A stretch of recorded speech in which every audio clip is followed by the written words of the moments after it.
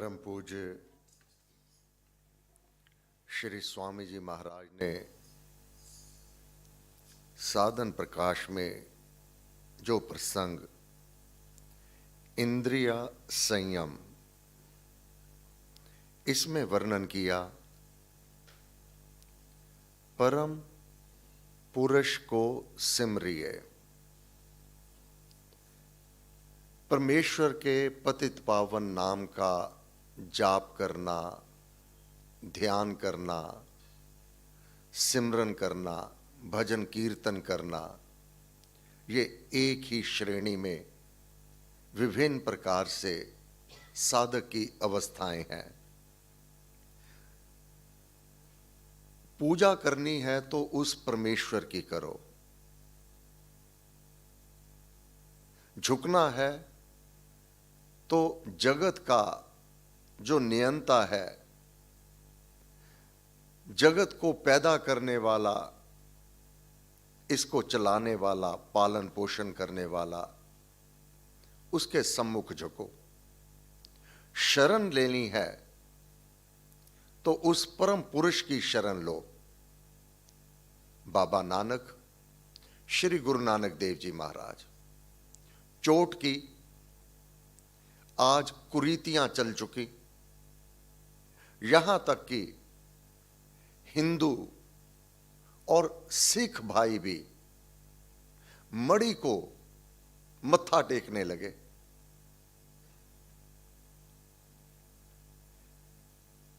वहां पर दिया जलाना, चादर चढ़ाना और उस मृत देह का जो मणि बना रखी है उस पर प्रसाद चढ़ा करके उसको खाना। अन्यथा हिंदू में मृत देह को हाथ लगाने पर स्वयं स्नान किया जाता है, हाथ धोए जाते हैं। विपरीत दिशा में इस प्रकार चल पड़े, अपने 33 कोटि के देवी देवताओं को छोड़ करके मणि की पूजा करने लगे। बाबा नानक, वह व्यक्ति जो पैदा हुआ और वही मर गया, उसकी ही तो मणि है। बाबा नानक, एक को सिमरो नानका, एक ही पूजा के योग्य है। एक को सिमरो नानका, जो जल थल रेहा समाए। दूजा काहे सिमरिए, जो जम्मे ते मर जाए। जिसका जन्म है उसकी मृत्यु है, उसको क्यों पूजना। वीरवार को लाइनें लगी रहती हैं, हिंदू भी सिख भी। ये अविधि से जो उसका पूजन करने का प्रयत्न किया जाता है, इसमें कष्ट है, इसमें हानि है। गुरु महाराज ने आज के पाठ में कहा, परम पुरुष को सिमरिए। नाम जाप करना है तो उस परम पिता परमात्मा के नाम का जाप करो, उसी को नमन करो, उसी की शरण को ग्रहण करो। कौन? नारायण, नरों का शरण स्थल। ओंकार, एक ओंकार, वह एक ही है। शरण लेनी है तो उसकी लो, नाम जपना है तो उसका जपो। शासक सारे जगत का शासक है, चलाने वाला है,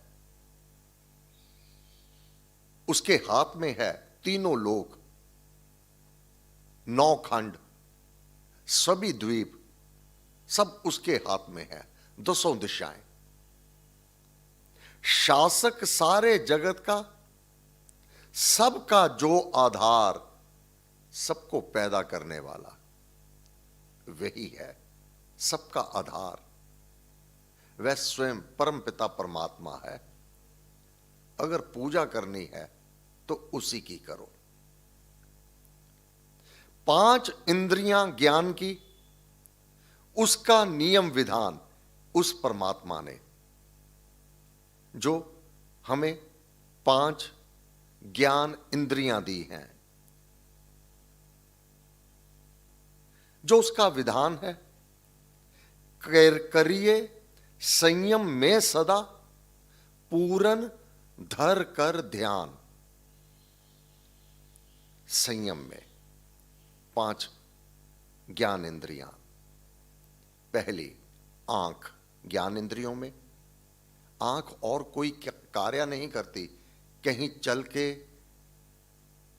नहीं जाती, एक स्थान पर स्थिर देखती है। इसको ज्ञान, इसके द्वारा ज्ञान होता है।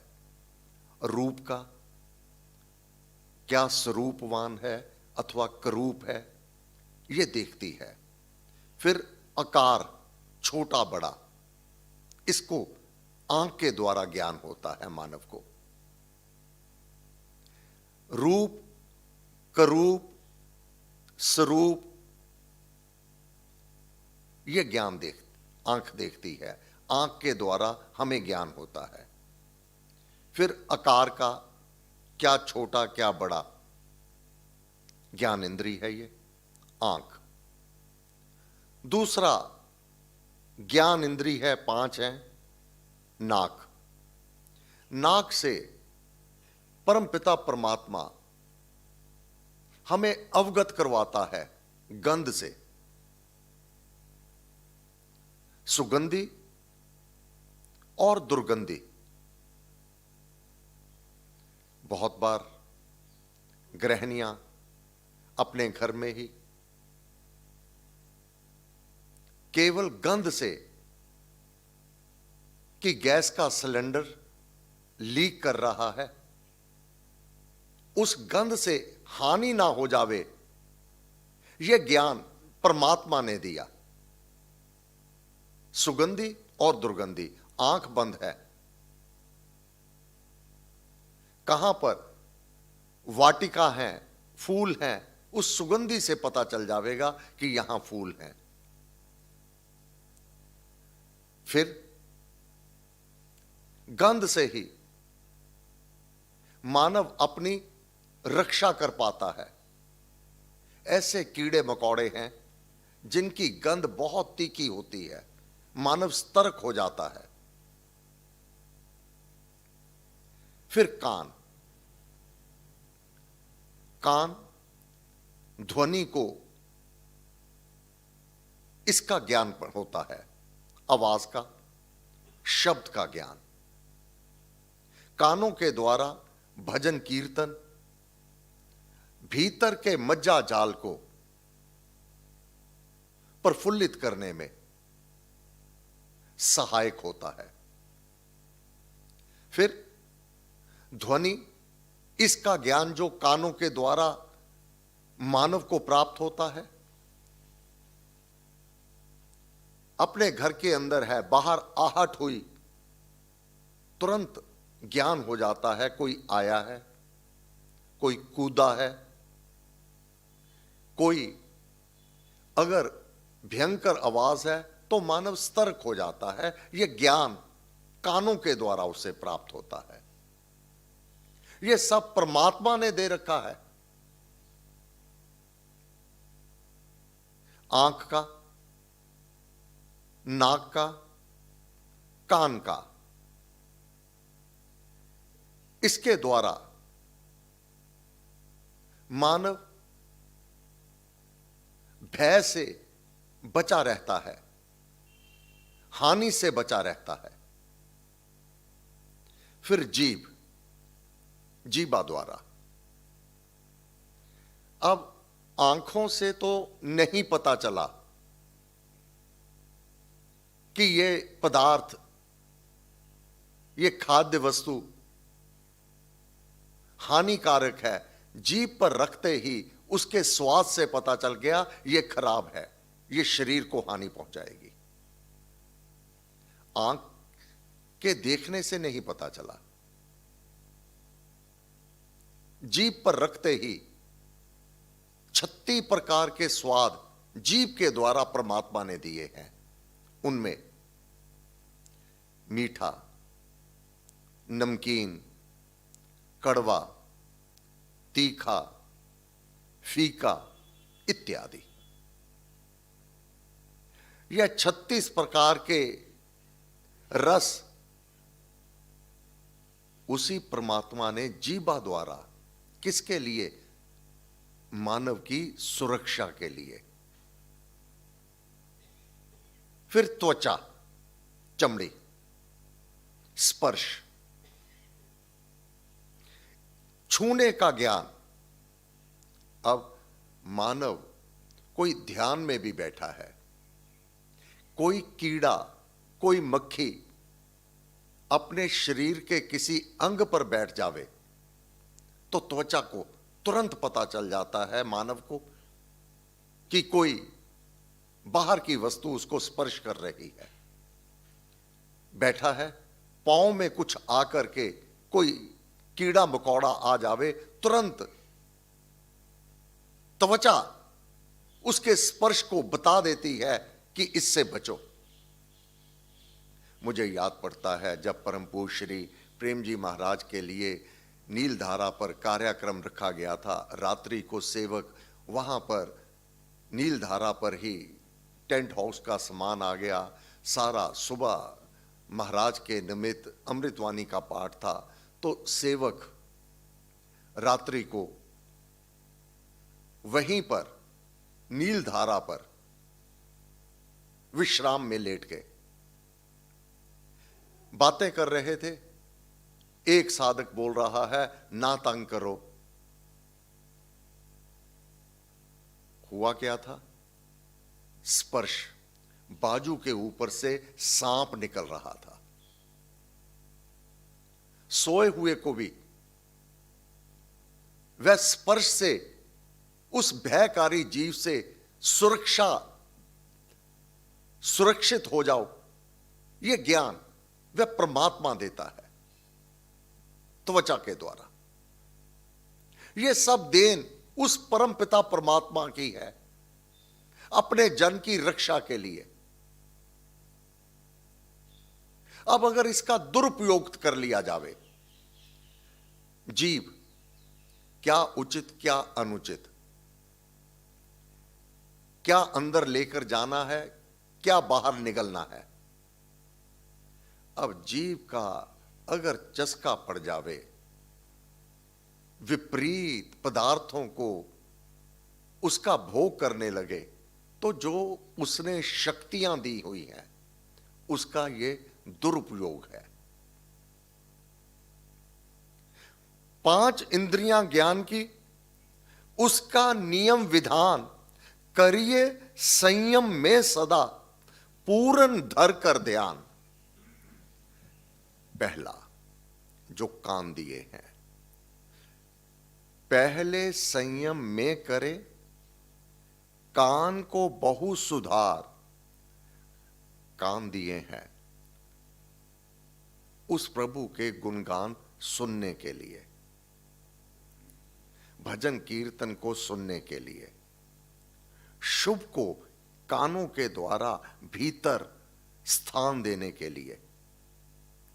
अब अगर कानों से किसी का अपयश सुनने का यह चस्का पड़ जावे, यह कानों का दुरुपयोग हो जाएगा और यो मानव की ही हानि करेगा। उसका स्वभाव कानों के द्वारा दूसरों की निंदा चुगली सुनने से अपना स्वभाव चिड़चिड़ा हो जाएगा, जिससे अपने भीतर की मज्जा जाल ही अस्त व्यस्त हो जाएगी। अपयश सुनना अन्न का, निंदा पैशुन टार।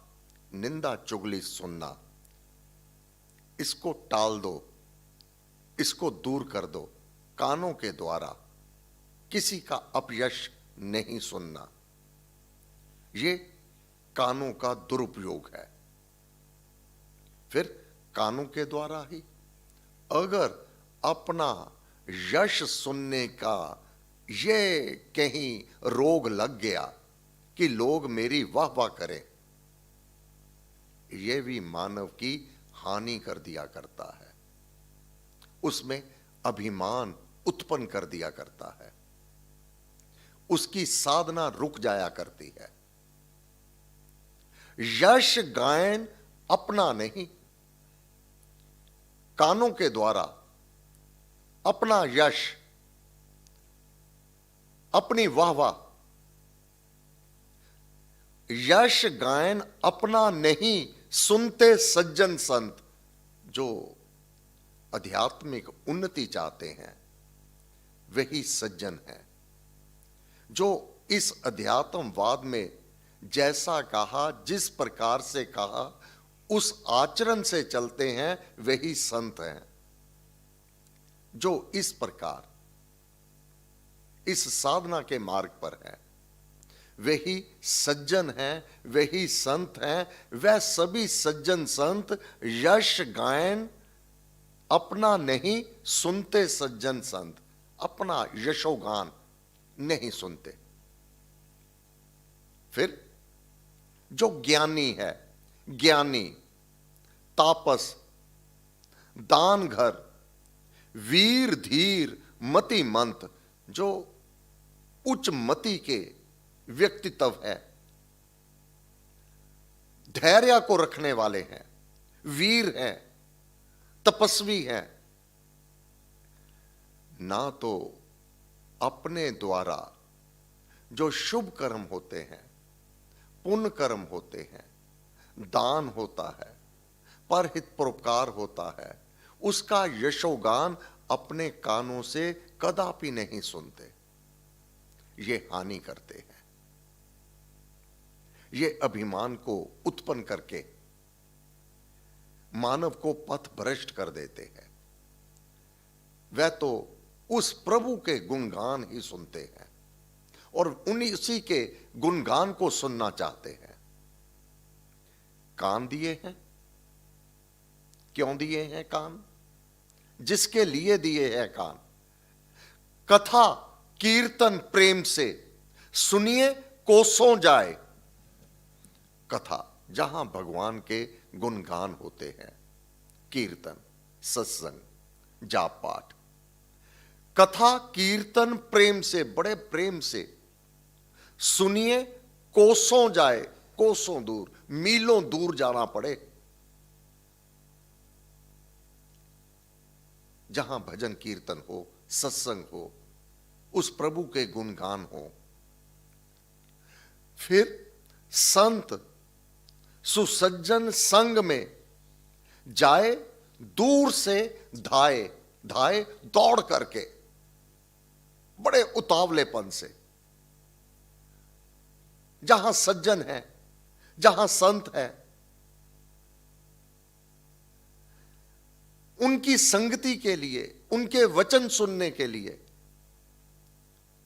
कोसों दूर दौड़कर बड़े उतावले से, बड़े भक्ति भाव पूर्ण भावना के साथ उनके पास जावें।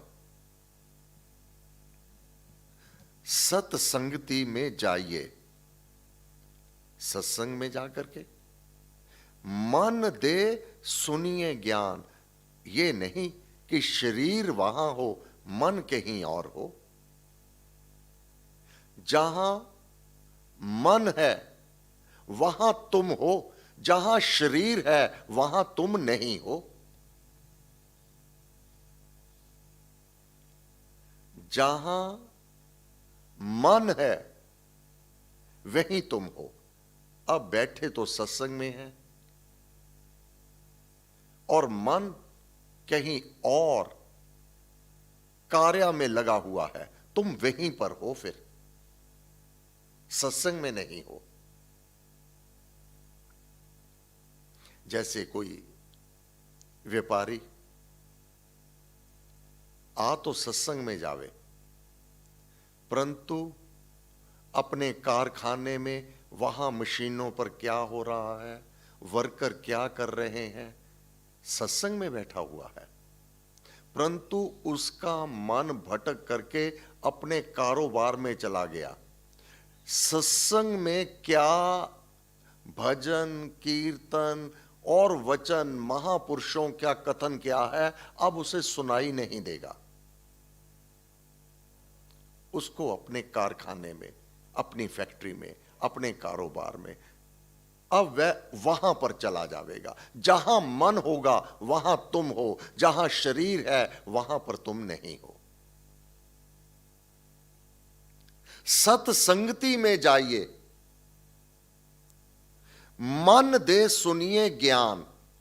अपने मन को अपने शरीर सहित उस स्थान पर रखिए, वहां का वार्तालाप, वहां का ज्ञान मन को दे करके सुनिए। अगर मन नहीं होता ना कुछ सुनने को, तो कितना भी बचता चला जावे नहीं सुनाई देता। मां अपनी बेटी से आके कुछ कहती है, परंतु बेटी अपने मन से कहीं और किसी और ध्यान में मगन है, नहीं सुनेगी। कान तो खुले हैं। मां तू कहां पर है, मेरी बात नहीं सुनी तूने? झुंझला के, हां मां बताओ कहां थी तू? ये अपने अनुभव में आता है। जहां मन होता है वही मानव होता है।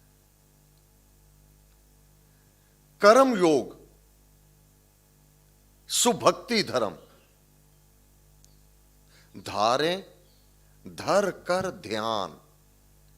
कर्म योग में, सत्संग में क्या उचित क्या अनुचित, बड़े ध्यान से सुनना। ऐसा नहीं, दादी ने घर जाके कहा आज सत्संग में बहुत आनंद आया। बच्चों ने पूछ लिया आज क्या कहा, ये तो मुझे याद नहीं, आनंद बहुत आया। जो वह आनंद आया, कानों को जो बात भा गई, उस पर मनन चिंतन करके अपना निरीक्षण करना कि मुझे क्या करना उचित है क्या अनुचित है। कर्मयोग, यही सुंदर भक्ति है, यही तेरा धर्म है।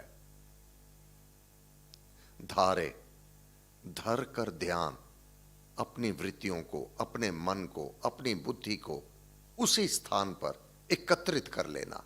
मन बुद्धि चित्त, अब विवेचना करना सुगम हो जाएगा। ध्यान पूर्वक सुनी हुई बात कदापि नहीं भूलता, और जहां मन दे दिया उसको नहीं भूलता। जैसे उदाहरण पर, आंखों के साथ अगर मन को दे दिया तो मानव कदापि उस वस्तु को नहीं भूलेगा। मार्केट में गए, मॉल में गए, सैकड़ों पदार्थों को देखा, अलग अलग शोरूम में पड़ी हुई हैं, परंतु एक आंख ने एक वस्तु को देखा और उसको भा गई। क्यों?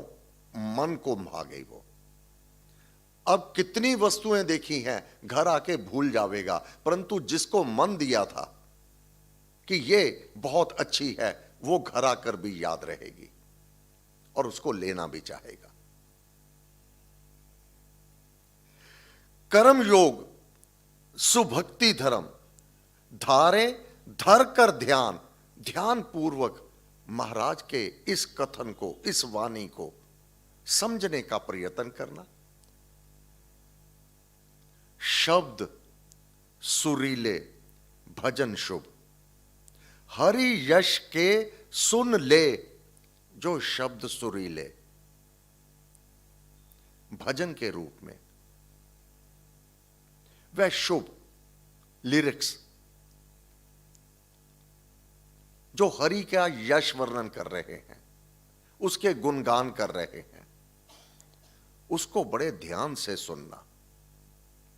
नाम सुमहिमा माधुरी सुने सदा दिल दे, अपने मन को दिल से, हृदय से अपना दिल दे दिया। इस भाव से उसको ग्रहण कर लो, उसको समझ लो, अपने भीतर उतार लो।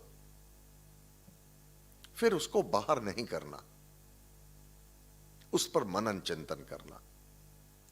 साधक की उन्नति का यह गहरा रहस्य है। जो साधना में आगे बढ़ना चाहते हैं, लीनता की लय अवस्था, ध्यान और समाधि में प्रवेश करना चाहते हैं, ये कानों के द्वारा भीतर इस ज्ञान को भरना होगा।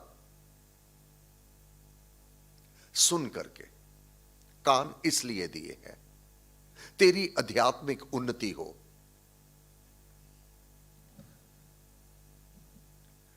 महाराज ने कहा, ऐसी शुभ संगति में जाकर उनके वचन को सुनना। शुभ संगति ही गंग है, गंगा स्नान।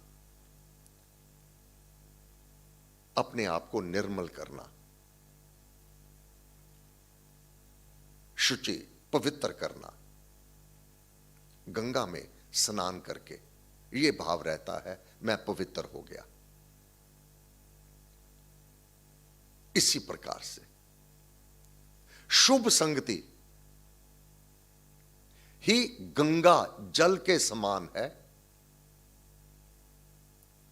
ज्ञान अभंग तरंग, जो ज्ञान शुभ संगति में प्राप्त होगा, वह तरंग भीतर प्रवेश कर गई, जो अभंग है, भंग नहीं होने वाली है। गंगा जल की तरंग तो फिर भंग हो जाएगी, परंतु शुभ संगति में बैठ करके जो ज्ञान भीतर भर लिया जावे, फिर वह अभंग है, भंग नहीं होने वाला, समाप्त नहीं होने वाला। भक्ति भाव भागीरथी, जो भीतर भक्ति भाव है, वही गंगा तट, वही गंगा भगवती भागीरथी। विमल करे सब अंग, कानों के द्वारा इस ज्ञान को सुन करके क्या पवित्र कर देता है? सभी अंग, कर्म इंद्रियां, हाथ, हाथ के द्वारा अब ताड़ना नहीं होगी। ज्ञान को सुन करके ज्ञान इंद्रियों का शुभ इस्तेमाल करके कर्म इंद्रियों पर इसका प्रभाव आ जाएगा। कर्म इंद्री, पहला हाथ, हाथ के द्वारा सेवा होगी। फिर पैर, पैर चल करके कोई बुरे स्थान पर नहीं लेकर जावेंगे, सत्संगति में लेकर जावेंगे, महापुरुष की शरण में लेकर जावेंगे। कैसे हुआ यह संभव? कानों के द्वारा, कानों के द्वारा जो यह शुभ ज्ञान को प्राप्त किया। ज्ञान इंद्रियों के कारण ही कर्म इंद्रियां सुकृत कर्म करने लगती हैं। मुख बोलना, अब गाली गलोच नहीं होगा, राम राम निकलेगा। भजन कीर्तन होगा, धुन के साथ जीवा रसना नाम जपेगी। अब ना तो हाथ विपरीत कर्म करेगा, ना पैर विपरीत दिशा में जावेंगे, ना मुख कुवचन बोल पावेगा। यह ज्ञान इंद्रियों का लाभ। फिर दोनों अंग ये भी संयमित रहेंगे। इसलिए ये पांचों कर्म इंद्रियां मानव के हित में कार्य करने लगेंगी। महाराज ने कहा, शुभ संगति सुख स्रोत है। अगर सुखों को चाहते हो तो स्रोत खान है शुभ संगति।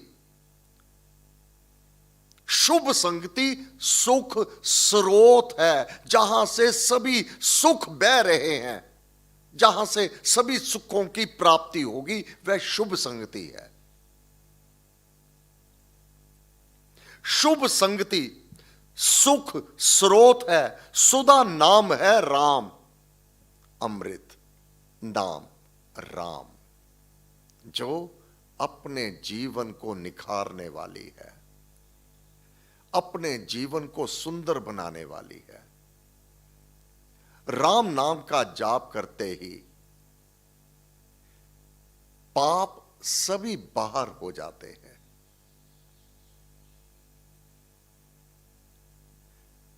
जप, पूजन, चिंतन, कथन, परम पिता परमात्मा परमेश्वर के परम पावन नाम का जाप करना, उसका पूजन, उसके पूजन की विधि श्रीमद् भगवद गीता में, यह दिव्य पाठ का करना, सुनना, सुनाना, इस विधि से मैं पूजा जाता हूं। सदग्रंथों का पाठ, जाप करना और उसका पूजन करना, फिर चिंतन करना, जो ज्ञान प्राप्त हो गया महापुरुष के मुखारबिंद से, गुरु महाराज के मुखारबिंद से, उसका चिंतन करना, फिर कथन, उसके गुणगान करना अपनी जीवा द्वारा। इसको मन को दे विश्राम, मन की भटकना समाप्त हो जाती है। मन तृप्त हो जाता है, शांत हो जाता है। एक मन तृप्त हो जावे, सभी कर्म इंद्रियां और ज्ञान इंद्रियां अपने सुकृत कर्म में लग जाती हैं। एक मन भटक जावे, ज्ञान इंद्रियों को भी भटका देवेगा और कर्म इंद्रियों को भी विपरीत दिशा में ले जावेगा। आज का ये पाठ समय पूरा हुआ। गुरुदेव की कितनी कृपा है, कितनी सुगमता से सरल शब्दों में हमारा उद्धार कल्याण करने में गुरुदेव ने समझा दिया। अब यह कार्य गुरुदेव का है, क्या उचित क्या अनुचित, बाकी का कार्य साधक का है। इस ज्ञान को लेकर क्या करना उचित या अनुचित, इसका विवेचन करे, फिर स्वतंत्र है। करना या ना करना, अपनाना या ना अपनाना, बस उसके अनुसार ही अगला जन्म होगा, सुख अथवा दुख की प्राप्ति हो जाएगी। आज बुधवार, भीतर महाराज के कमरे में अखंड जाप सायं 5 बजे तक। शिव शक्ति मते परमात्मने श्री रामाय नमः। सर्व शक्ति मते परमात्मने श्री रामाय नमः। सर्व शक्ति मते परमात्मने श्री रामाय नमः। सर्व शक्ति मते परमात्मने श्री रामाय नमः। सर्व शक्ति मते परमात्मने श्री रामाय नमः। सर्व शक्ति